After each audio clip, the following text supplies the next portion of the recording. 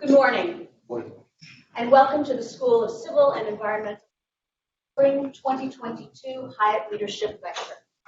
Our distinguished speaker today is Dr. Rudolph Bonaparte, who is both a founder of Geosyntec Consultants and a professor of the practice here in CEEs.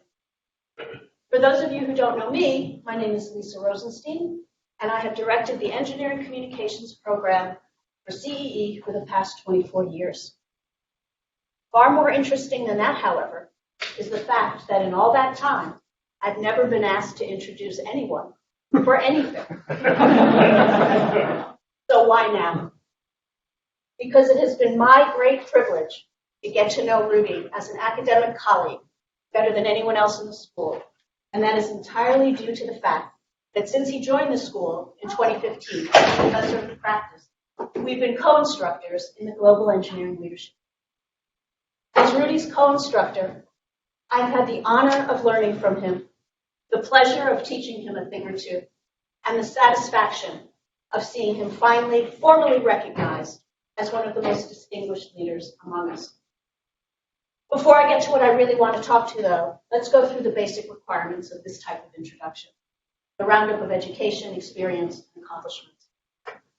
Rudy earned his BS in civil engineering from the University of Texas at Austin, his MS in civil engineering from Berkeley, and his PhD in geotechnical engineering from Berkeley. He works in the area of geotechnical infrastructure and foundation engineering, geo-environmental containment and cleanup engineering, geohazard characterization and mitigation, among other specialties. In 1983, he co-founded Geosyntec Consultants, which now has a staff of over 1,700 people operating out of 90 offices in 7 countries. Currently, Rudy is the chairman and senior principal of Geosyntec, but prior to that, he served as president and CEO for years. Now for the awards. From 1994 to 2006, he won a lot of awards. You can look them up. I don't have time.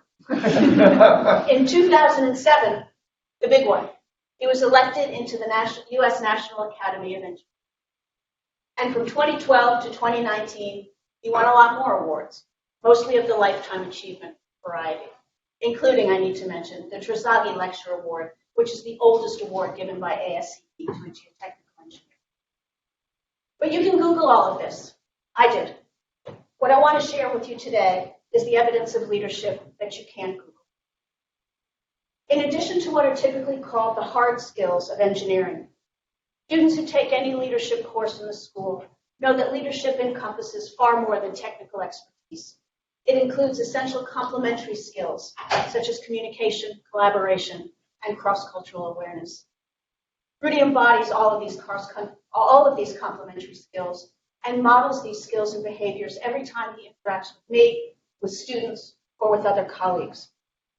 I know him as one of the best listeners I've ever met, as a trusted career advisor to students, as an honest, frank mentor who doesn't shy away from telling students about the near-death experience of his company, a compassionate teacher, and a role model for lifelong learning in his new role as a university instructor. But Rudy is even more than that, and because I have the podium, I'm going to take the opportunity to add one more quality to the list of what I believe defines a true leader: decency. And it is Rudy's inherent decency that I believe is the core attribute from which all the others spring. I've witnessed evidence of Rudy's decency in the classroom, in meetings, on phone calls, and overhearing conversations with students, always making time to talk, always offering an encouraging word, always providing compassionate support, always polite, respectful, always approaching challenges calmly, analyzing situations ethically, and always looking out for everyone's physical safety, pointing out laptop power cords that people could trip over in the classroom. But let me tell you about one particular example. This past September, the Institute published a story about members of the CE community who have a connection to the 9/11 terrorist attacks. One person profiled was Kevin Lewis, a CE undergraduate who took the Global Engineering Leadership course with me and Rudy this past fall. Kevin's father, Andrew Lewis, was a New York City Police Department officer who worked on recovery efforts at Ground Zero and died in 2017 from cancer related to the toxic chemicals on the site. The reason I bring this up is that I recently learned that Rudy was the only one on our faculty, myself included, that reached out to Kevin after that story was published. Say what? I don't know. But the very act of emailing or calling him was a way to acknowledge Andrew's sacrifice and Kevin's loss. And Kevin remarked on how much the gesture meant to him. And that's what decency looks like. So Rudy Bonaparte, technical expert, successful entrepreneur, and beacon of decency, is exactly the role model of leadership our students need. So I would now like to introduce you to our Spring 2022 Hyatt Leadership Lecture, Dr. Rudy Bonaparte.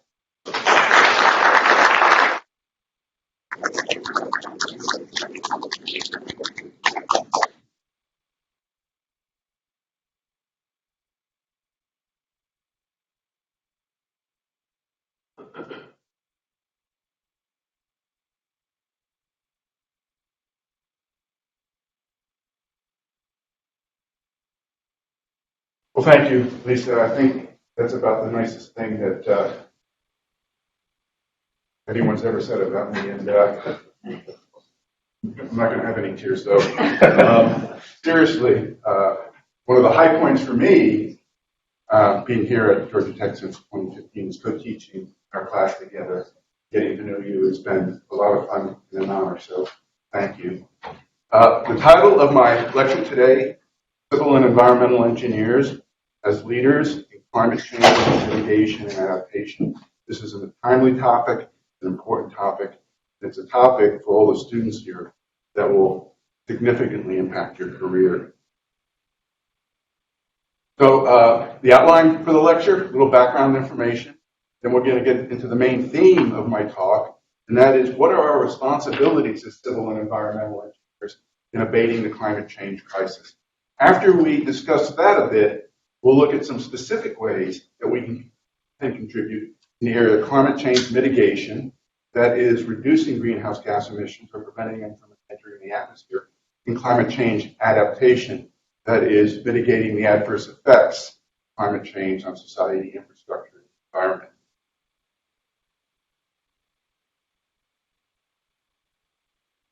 I go that way.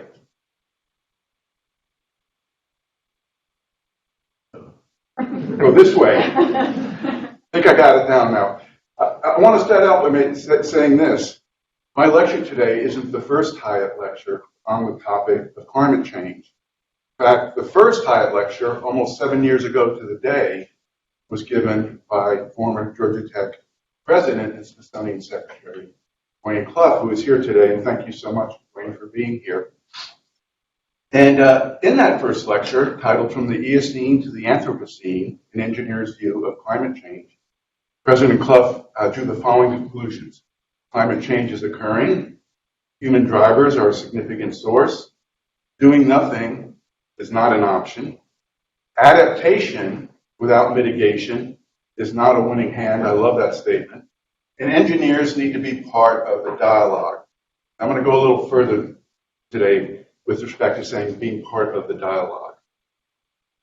So let's fast forward 7 years, 2022. What's the scientific consensus?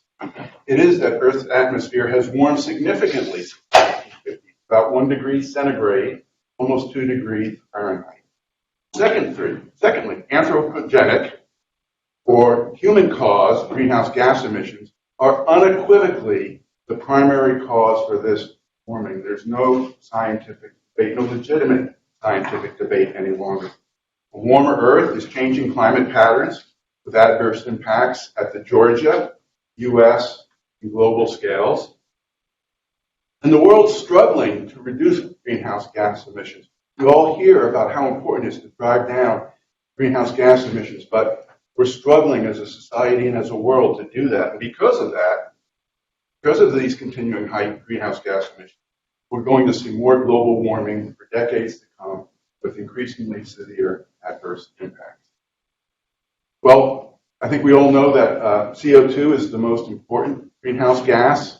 This plot shows the increase in atmospheric concentrations of CO2 over the past 15 years from about 380 parts per million to 420 parts per million, averaging about 2 parts per million per year, a steady increase. During my career over the past 40 years, concentration in the atmosphere of CO2 has increased from about 300 to 400 parts per million. That's about 33%, an enormous increase. And the current concentration is far above any level that's existed on Earth in at least the last million years. So these greenhouse gases are accumulating in the atmosphere. As Earth radiates heat back towards space, gases are absorbing the heat, upsetting the solar energy balance for our planet, causing warming of the Earth. We see the warming in this graph here. You can see since about the 1950s, the Earth has warmed on average by about 1 degree C, as I mentioned a moment ago. Importantly, if we look at recent years, the rate of increase of temperature is increasing. It's now averaging about 0.3 degrees C a decade. That's 3 degrees C in 100 years. Truly a rapid rate of temperature increase. So this increasing temperature has had myriad impacts on society and the environment already. And here are 25 that I culled from the 4th U.S. Climate Assessment. And I'll note that members of the Georgia Tech faculty, including the School of Civil and Environmental Engineering, have contributed to this national. I'm not going to go through all of these. I'm hoping that my slide deck can be posted on the Hyatt website if anyone has an interest in studying this or seeing this further. But I'd like to just show a few of these impacts. Let's start with drought and water resource depletion in the western U.S. We see here in the photograph Hoover Dam and Lake Mead. Lake Mead provides water for 7 western states. It's an extremely important water resource. In the photograph in the middle of 2021, the lake is about 150 feet below full pool, and at just a little over a third of capacity. Think about that, just a third of capacity.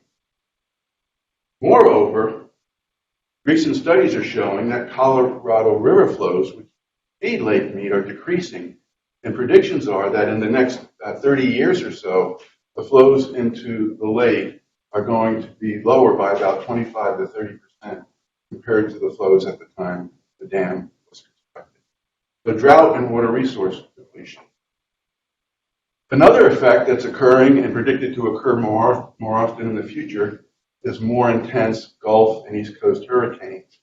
And in this photograph, we see Houston with Hurricane Harvey in 2017, and in the foreground, Buffalo Bayou, just outside of downtown, where more than 60 inches of rain fell during this storm. Think about that. That's 5 feet of rainfall in one storm. It's an enormous amount of water. In 2021, NOAA completed a meta-study where they concluded increasing ocean surface temperatures are likely to fuel more powerful hurricanes. So likely is an indication of a probability. It's a high probability event. More powerful hurricanes are likely with climate change. Due to more moisture in a warmer atmosphere, hurricane rainfall amounts are likely to increase. Destructive power of hurricanes will be amplified due to sea level rise. And lastly, hurricanes may move more slowly in a warmer future, further intensifying local rainfall. So this is what's to be expected with respect to hurricanes. We're also seeing more extreme rainfall events, precipitation events, and they're predicted to become more intense in the future. On the left is an event in August 2021 in Waverly, Tennessee, where 17 inches of rainfall fell in 24 hours, far exceeding the previous 24-hour total of 13.6 inches. Big difference, resulting in 21 or more than 20 deaths. On the right-hand side, tropical storm Ida that came from the Gulf Coast and up through the Northeast and impacted New York, New Jersey, and Pennsylvania in 2021, dropping more than 11 inches of rainfall and causing 50 deaths. Now, no one storm can be attributed to climate change per se, but what we can say with a lot of certainty is that the probability of extreme events is increasing. So these types of events are going to occur more often in a warmer future. And in fact, 2021, the Intergovernmental Panel on Climate Change stated, and I quote, "Every additional 0.5 degrees C of global warming causes clearly discernible increases in the intensity and frequency of hot extremes, including heat waves and heavy precipitation." And they went on to say there will be an increasing occurrence of some extreme events unprecedented in the observational record. Think about that. Storms unprecedented in the observational record with additional global warming, even at 1.5 degrees C. And the Earth is headed past that threshold based on current greenhouse gas emissions. So we've looked at 3 examples of the current effects of climate change. Let's go on now and talk for a moment about our responsibilities as civil and environmental engineering leaders in abating the climate change crisis. This is really the main message of the talk that I want to get across. And I'll start by showing the plot here from the IPCC in 2021. And it shows a vertical axis, carbon dioxide emissions in gigatons a year. And on the horizontal axis, timeline from 2015 to 2100. And there's all sorts of projections for future greenhouse gas emissions. Those are the lines we see. And then the temperature increases associated with each. We're on track to likely see a trajectory with the greenhouse gas emissions that results by the end of the century in the temperature increase in the range of 2 to 2.5 degrees C, above the thresholds, above the targets of the Paris Climate Agreement. Now I want to superimpose on this the timeline of the career of all the students in this audience. Let's say you're going to graduate in 2022 and you're going to have a 40-year career. And that may be hard to conceptualize, but a 40-year career, you're going to retire in your early 60s. So your career may extend from 2022 to 2062. If you relate that career timeline to this chart, you'll see that your career will span the period when mankind's actions will determine the ultimate severity of climate change impacts on the world. You're going to be in the thick of it. And so, with that thought in mind, we can ask ourselves, what responsibilities do we have as civil and environmental engineering leaders to make a positive difference? So that's really the question of this lecture. And to answer that question, or at least provide some insight on that question, let's start with the American Society of Civil Engineers Code of Ethics. And it states, members of ASCE conduct themselves with integrity and professionalism, and above all else, protect and advance the health, safety, and welfare of the public through the practice of civil engineering. So the question I have for all of you is this. Do efforts by engineers to help society mitigate climate change and adapt to its impact serve to protect and enhance the health, safety, and welfare of the public? Anyone want to provide an answer to that? I mean, the answer is obviously yes. It's obviously yes. So the ASCE Code of Ethics calls for us to contribute, to help in this area. What are some of the ways that we can do that? How can we express our leadership responsibilities in this area? Well, this and the next 2 slides speak to that. First, we can communicate to the public and build awareness of, we can be advocates for the science that unequivocally, and this is the United Nations, the IPCC language, demonstrates human-induced greenhouse gas emissions are driving global warming and its myriad impacts. So communicate and build awareness. That we should be advocating for government policies, actions, and regulations. First, reduce greenhouse gas emissions, mitigation, create resilient and sustainable infrastructure and communities. And third, preserve our natural resources, protect the environment necessary for a healthy and sustainable Earth. So advocate for these things. Going on, participate in and support professional organizations who advocate to governments, institutions, and private companies for funding of climate change, adaptation, mitigation projects. For example, the American Society of Civil Engineers, the American Council of Engineering Companies, and the U.S. Green Building Council as examples of places we can support and advocate. Encourage our employers, Georgia Tech, Geosyntec, encourage the employers of civil and environmental engineers to implement low carbon and sustainable practices, such as hybrid working policies, use of low carbon transportation modes, energy and water conservation programs, and recycling and waste minimization. Going on, another area where we can contribute is to advocate to project owners who generate significant greenhouse gas emissions. And these owners are organizations such as Georgia DOT, Georgia Power Company, the Port of Savannah, to advocate to these folks approaches to their projects that help to mitigate greenhouse gas emissions to the atmosphere. For example, on their project specifying low carbon concrete and the use of recycled construction materials to adapt to the effects of climate change, i.e. with Georgia DOT, thinking ahead and designing road projects that will be safe in the face of warmer earth, higher sea level rise, and those kinds of things. And then finally, develop your own civil and environmental engineering competencies in areas that can contribute to these projects.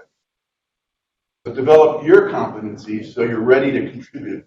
We're going to spend the remainder of the lecture talking about the ways in which we can develop these competencies.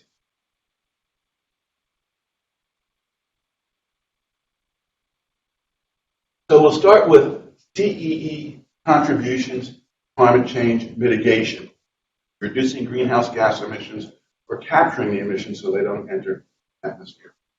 And on this slide, I've listed 7 broad ways that a society is working to mitigate greenhouse gas emissions. We're going to focus on the 3 that are most relevant to civil and environmental engineers. Increasing use of renewable energy as a replacement for fossil fuels, improving the nation's energy transmission and distribution grid, and 3, reducing carbon emissions from current emission sources. We'll focus on 2, buildings and transportation. So let's start with renewable energy. On the left-hand side of the slide, we see 2 projects of interest. The upper one is a solar thermal project, the Ivanpah project in the Mojave Desert of California, Southern California. And on the lower left is the Block Island Wind Farm, the first and only operational wind farm in the United States off of the state of Rhode Island. We're way behind Europe in this regard. Now today, about 60% of electrical energy in the U.S. is generated from fossil fuels, 20% from nuclear, and 20% from renewables. We're to meet the goal of President Biden to having the electrical energy generating sector be carbon neutral by 2035. That's 13 years from now. We need as a society to more than triple the amount of renewable energy online in the U.S. That's wind, solar, hydroelectric, geothermal, and a few others. Think about the enormous amount of civil engineering work that is going to be involved in developing that much energy capacity. And how can we contribute? There are many, many ways for us to contribute to projects like these. In fact, there's all the ways listed on this slide here and others. Just to mention a few: siting studies, planning, risk analyses, hydrologic and watershed studies for hydroelectric projects, wave and current forecasting and analysis for offshore wind, foundation and earthwork design for all types of projects, and structural analysis and design for all types of projects. And then all of the site civil infrastructure, stormwater, roads, grading, everything that goes with that. The point being, there are many, many ways for us to contribute in this critical area of climate change mitigation. As a second example, the energy transmission and distribution grid. I'll illustrate how we can contribute through a project that our firm Geosyntec was heavily involved in. This is the Sunrise Powerlink project in Southern California. And in this project, wind power and solar power generated in the desert of Imperial County in southeastern California is transmitted through a 1,000-megawatt line along the route shown on the map, 117-mile-long route to more urbanized and populated San Diego County. We see the transmission lines in the desert in the lower left-hand side, and next to it, the underground portions of the line in the more populated and urbanized parts of the corridor. Well, again, we can contribute to projects like this in many, many ways. And I'll just mention a few that are highlighted. The corridor routing studies and planning for the corridor natural hazard studies, something our firm does a lot of. These transmission lines need to cross faults.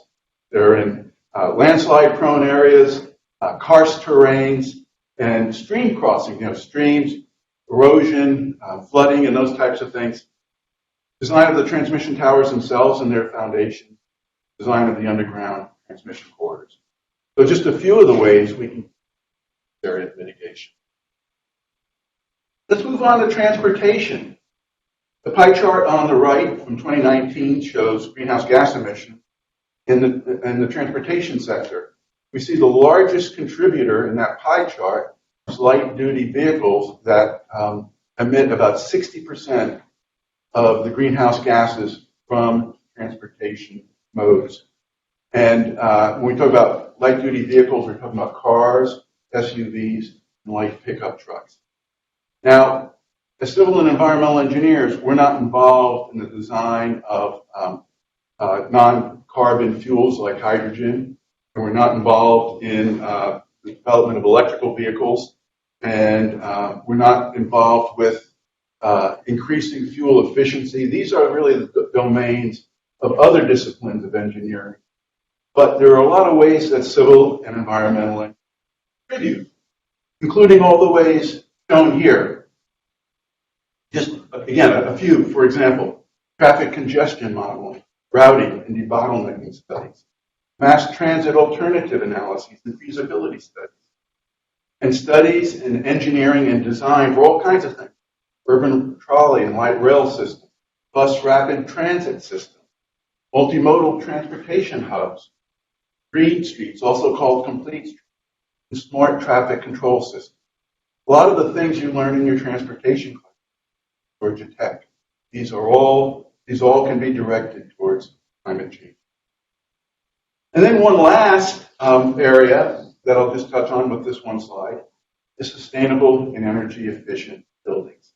You've got some great examples here on the Georgia Tech campus, including the, I think it's the Crone Engineered Biosystems building in the upper left, and the Georgia Tech Indita building for innovative sustainable design in the lower left. Really beautiful buildings.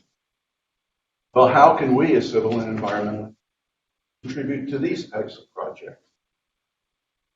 I think you know where I'm going. It's a list. And again, just to highlight a very few things from this long list, there are many, many ways we can contribute. Resource and energy efficient structural engineering and building envelope design. Green roof design, rainwater harvesting system design, specifying local, recycled, and renewable construction materials, and requiring recycling of construction waste. All these things, and all the other things shown here, are ways we can contribute to these types of projects. So we just took a quick look at how we can contribute in the area of mitigation with renewables, the electric transmission and distribution grid, transportation, and sustainable and energy efficient buildings. We'll complete the lecture by looking at some ways that we can contribute in the area of climate change, adaptation. Here's just a partial list I put together of the various areas of society, our infrastructure, the environment that are and will require adaptation measures. Go through this list, you'll realize it touches on just about every aspect of society and the environment. Almost nothing is immune to the impacts of climate change and the need for adaptation. Like we did for mitigation, let's just look at a few examples. Sea level rise adaptation, applicable to cities all along the coast of the United States. On this slide, we see on the left-hand side, lower Manhattan, New York City, an inundation that would occur with 8 feet of sea level rise. The massive inundation of the lower part of Manhattan. Clearly, adaptation measures are needed in New York City. And it's happening today. If we look at the right-hand side, it's the New York subway system flooded during Tropical Storm Ida in 2021. And I think we all remember Tropical Storm or Hurricane Sandy, I think it was 2011 or 2012, that really wiped out the New York City subway system. So once again, we can contribute to this type of adaptation in many ways.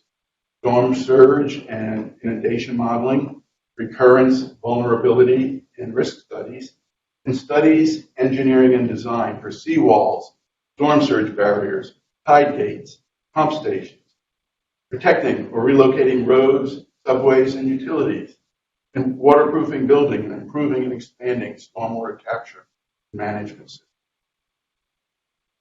So sea level rise adaptation. Here's a very specific example. San Francisco International Airport. We see in the two photographs the current stormwater and flood protection system around the waterside perimeter of the airport. And studies have shown that this system is inadequate to keep the airport dry and running in the face of sea level rise that's predicted to occur in this century. And so the airport authority has put together an engineering team. We're a member of the team to develop the design of a project that will increase this protection by about 5 feet around the entire 8-mile waterside perimeter of the airport. And the projects are going to include king piles, heat piles, increasing the heights of the berms, riprap protection, pumping capacity, and other measures. So this is a real project that's being done today completely by civil and environmental engineers. One more example of sea level rise is adaptation, is transportation infrastructure. And here we see the Gulf Coast, the New Orleans to Houston corridor. The entire area in light blue is at an elevation of 4 feet, mean sea level or less. And all of this area is prone to flooding in the coming years due to sea level rise. The roads are shown in the yellow-orange color and the red color. The red color is actually interstates, so major interstates are in this area of vulnerability. In fact, the U.S. Climate Assessment indicated that about 2,400 miles of major roads in these blue areas are at risk in the coming years.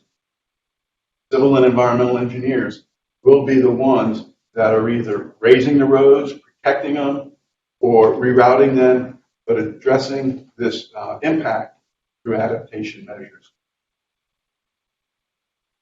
One last example of adaptation to sea level rise. This is another actual project that we were involved in. This is down along the Atlantic Ocean near Kennedy Space Center.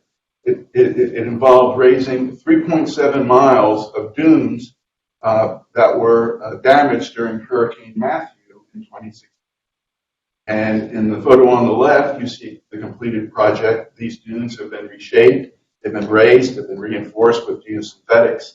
In the lower right-hand side, you see the plantings of deep-seated coastal plants that can withstand saltwater impacts and things like that. These are sea oats shown here, but the plantings also included sea grapes and railroad vines.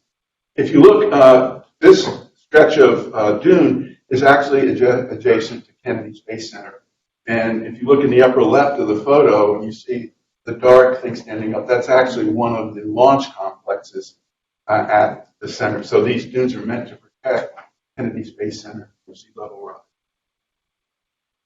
Another area of adaptation is water supply. We saw Lake Mead a little bit earlier in the lecture and how it was down at about a third of its storage capacity. And we see in the map on the left-hand side the drought status of the United States in the middle of 2021. You can see in the western United States, much of the western U.S. was in severe to extreme to exceptional drought, really severe, terrible droughts in the west. And in fact, the western U.S. has been in a cycle of about 20 years of sustained drought, and water supplies have been greatly affected. So I know what you know what I'm going to say next. There are, you can say it with me, there are many, many ways that civil and environmental engineers can contribute to this aspect of climate change adaptation. Name just 3 or 4. Stormwater capture and groundwater infiltration studies, seawater desalination studies at the time. A growing area in the West is wastewater treatment and recycling. So taking wastewater, and rather than after it's being treated, discharging it to the ocean, sending it to a reservoir, a purpose-built reservoir to store this water and use it for non-potable sources, non-potable uses. New reservoirs and water conveyance systems capture the snow melt and runoff from the Rockies, from the Sierra Nevadas, from the Cascade Mountains, and water conservation. And as one last example, this is a water supply adaptation project in response to drought. I'll describe the proposed Sites Reservoir in Northern California. This is a project our firm is also involved in. You see the location of the reservoir on the west side of the Sacramento River Valley in the little map in the inset on the very lower left of the slide, an artist's rendition of the reservoir, and then on the bigger map, the reservoir and some of the other infrastructure that goes with it. Now, this is a big reservoir. It's going to be 10 miles long, at its deepest point, 250 feet deep, and it'll hold about 1.5 million acre feet of water at full capacity.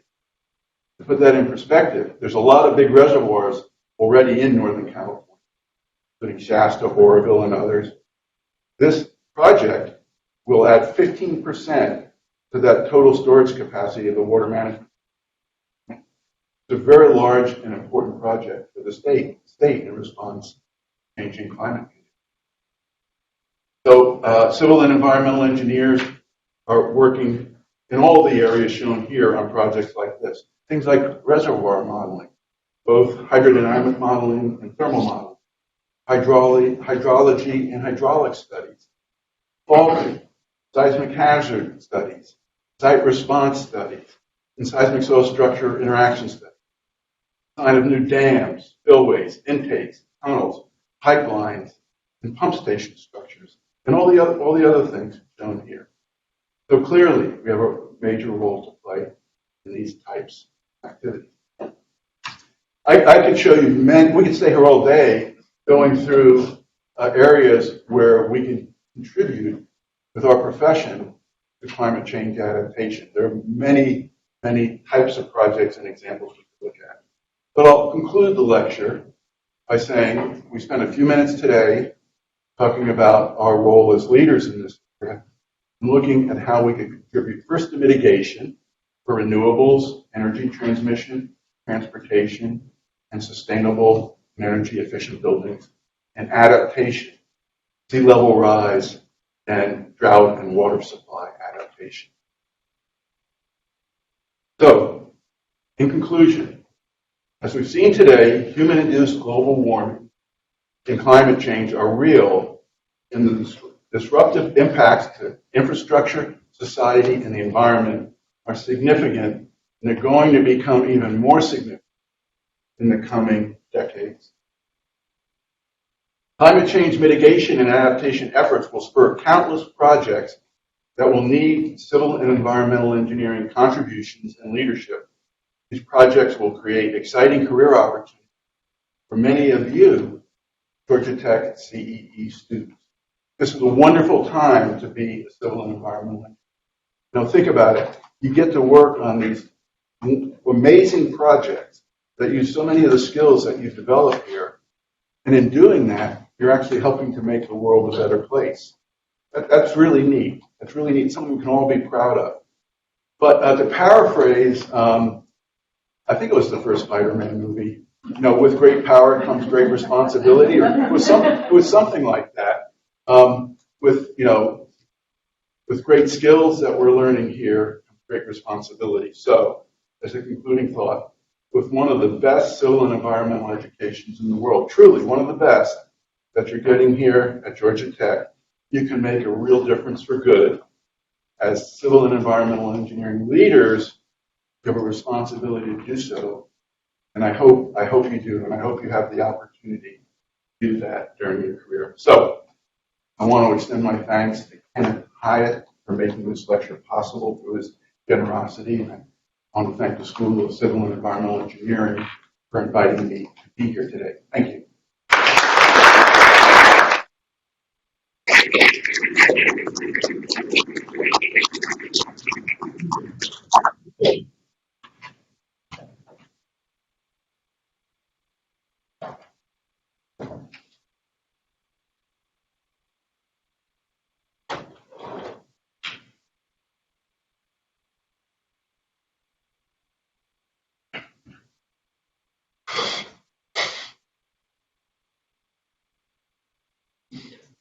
Q&A, Rayla will come and take it. Anybody have any questions? I know you mentioned. Well, wait.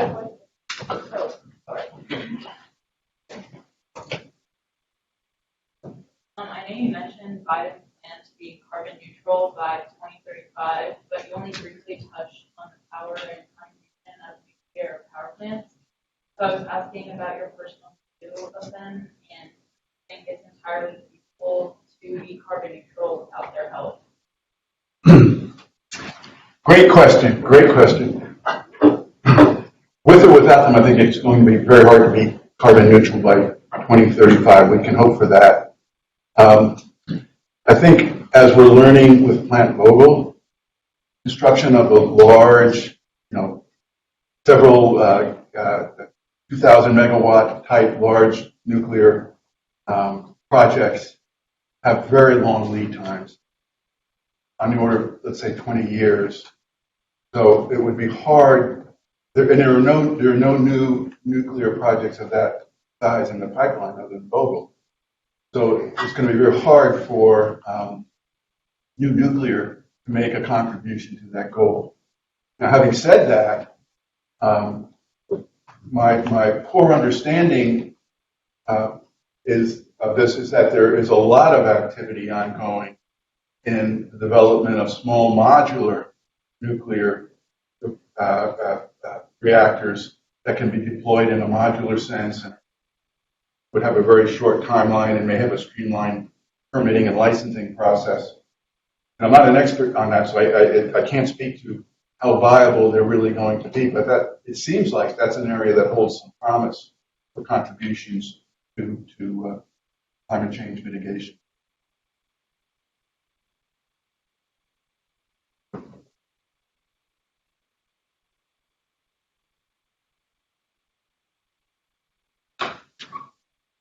So you mentioned how as civil engineers we have a responsibility and there's an obvious necessity to advocate for climate change adaptation mitigation, but in the business world, the real world, the dollar is really what counts, and why we get to do what we do often. So how do you balance the competing priorities of being able to stay viable as a business or as a professional, but also advocate and affect change so that we can make the world a better place? Well, yeah. I guess as a young professional, but then as a business leader in the future. I believe it's a good question. I believe we can accomplish both, and they're by no means mutually exclusive.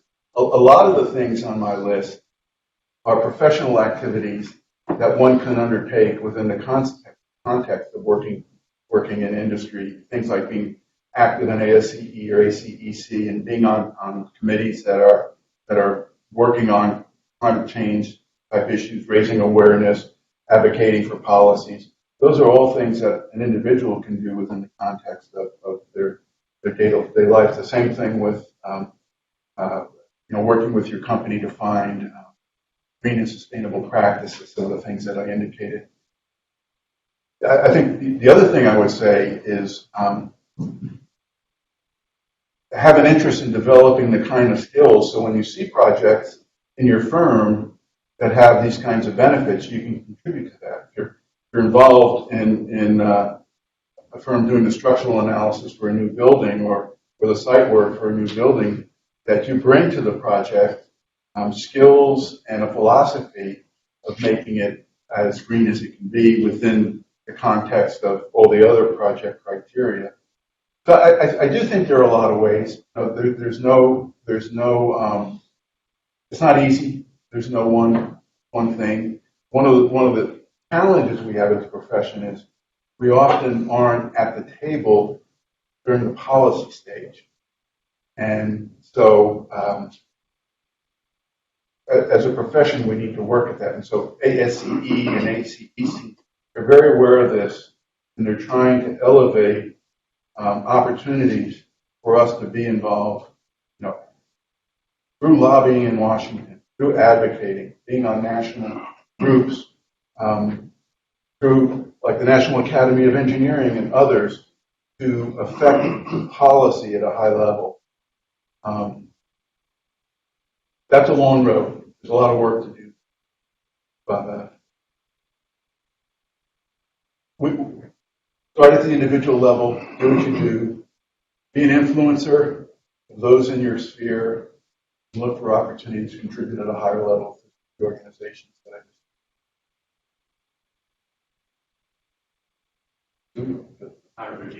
That's a very good question. And I've kind of given a lot of thought to that. But a couple of points of view, and Rudy touched on these already. But one is, if you go back to the era when I came here to Georgia Tech as president in 1994, no one really ever thought about a green or sustainable building, ever. And when we first began to advocate those and build those into our plans, I had alumni come to me and tell me I was wasting money. I said, no. You put the money in at the front, and because we're a long-term business, we'll have 100 years to recoup.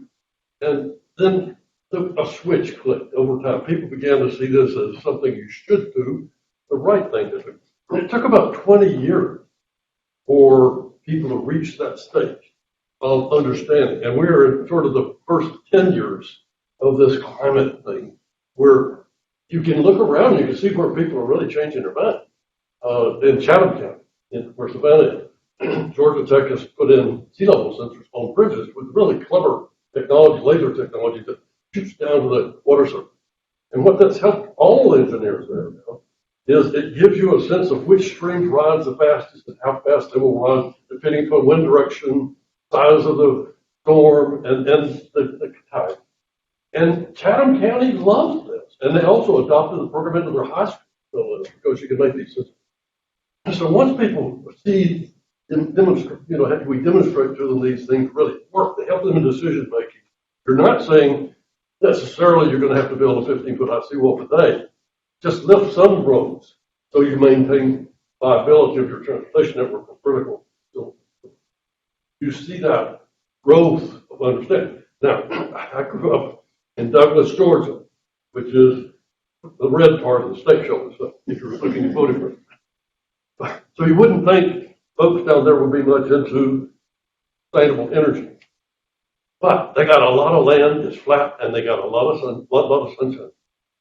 So suddenly people realized it was sort of like Texas and the oil mine, that they were sitting on a gold mine. And there is more solar going into South Georgia now than almost any place in this country. Those are pretty conservative people, but it clicks, so it's clicking and clicking and clicking and clicking. And fortunately, industry leaders also play a big role in this. And they are adopting the whole idea about what you do to minimize green. So I just think the challenge for you folks, as the younger folks, is you got to be a little patient with it. They will figure it out in time. Now, some people will figure it out faster because they're on the coast. And some in the drought area can figure it out faster. Others will take a little longer. But so be patient. But I think the important thing is to learn the science, not just engineering work. Because somebody will ask you the question, well, isn't this a natural warning cycle on the Earth? And the answer is yes. And so there is a natural part to this. But as Rudy said, when you're dumping in 40 gigatons of carbon into the carbon dioxide, that's more than anything we can see back 60 million years on the Earth. A year. So humans are having a huge, so you want to be able to answer these kind of simple questions in case somebody throws that at you, that you're ready to answer.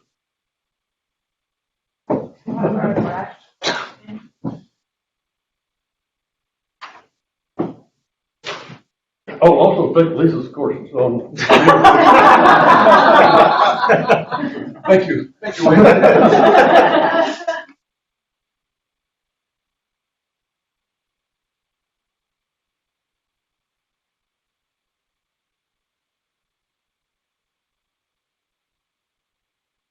Adaptation.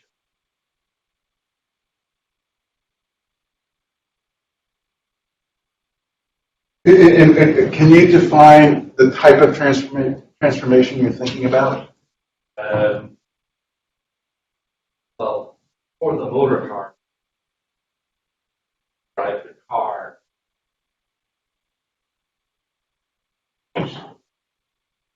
As we look at a lot of applications, what we're really doing is adapting existing known solutions to solve the problem incrementally.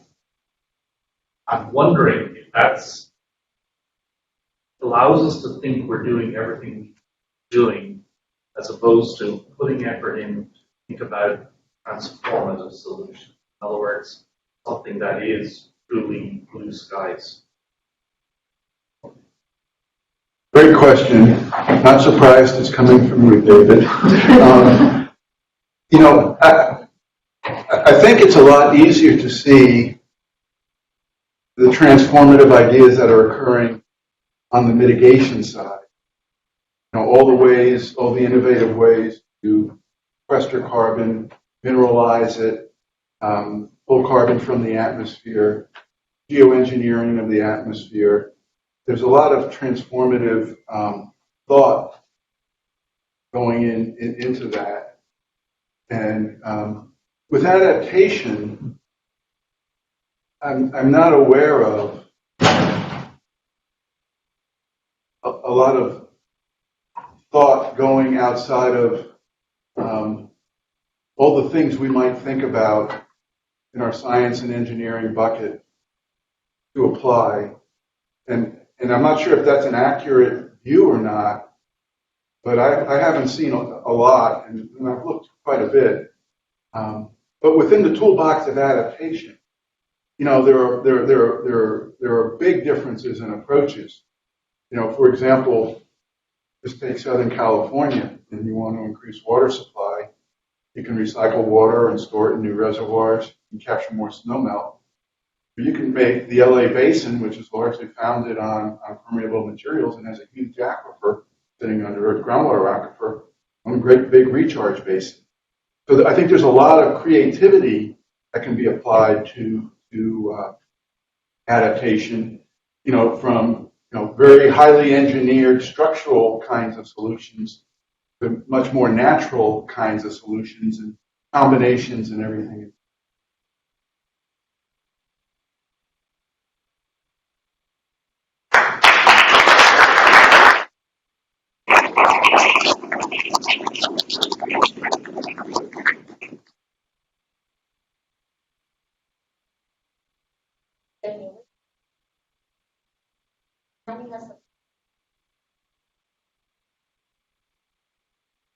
The many contributions on behalf of all civil environment.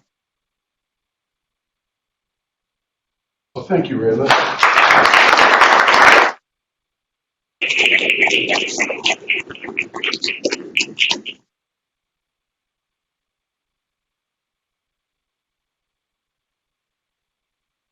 On behalf of the School of Civil and Environmental, I would like to thank everyone for attending today, both in person and remotely. A recording of the session will be available on the website soon. And And for those of you here, there is box lunch available for everyone in the lobby. So I want to thank you for coming and have a good afternoon.